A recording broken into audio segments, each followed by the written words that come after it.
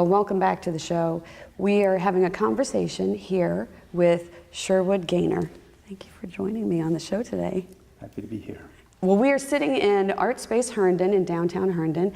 We are currently sitting amongst the exhibit of your particular genre of paintings today, which are abstracts. We have perimeters and partitions here behind me, and behind Sherwood we have underestimated, vibrant, bold, chaotic pieces that just are mesmerizing to stand in front of, and there's so many questions in your eye. It never settles in one spot too long in any of your paintings, which is fantastic. Thank you. We're going to start off this segment with the name of your exhibit is Truths and False Positives. And if you could explain a little bit more about how you came to that name and how you came here to Art Space with your beautiful works. Sure. Truths and False Positives refers to what people see in an especially abstract work. They might see a design or something that I may not have put there on purpose, but it may inform them, may start a conversation with that individual viewer. And so I sort of developed the idea that each person who views a painting sort of has their own conversation or message with the painting. And so it's unique to each individual.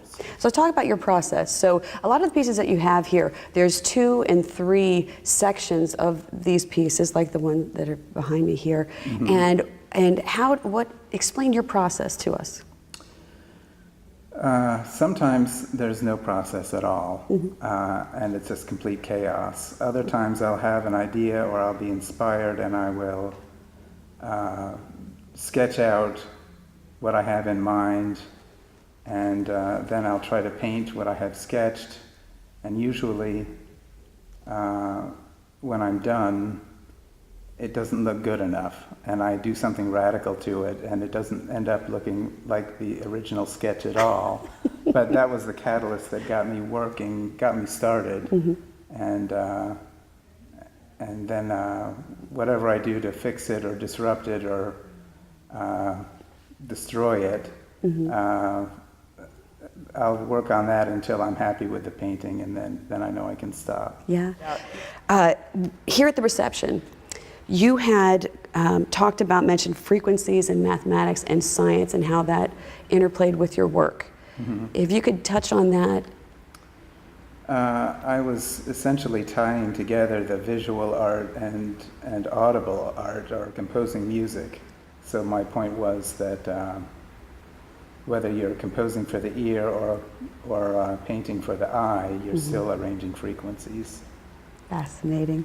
It was really fascinating. And then we need to have another show so you can give more, that you, the viewers, can hear your talk on that, which really was just, we were all riveted.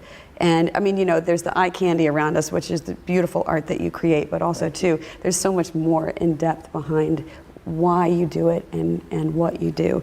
The establish and disrupt theme, if you could touch on that too.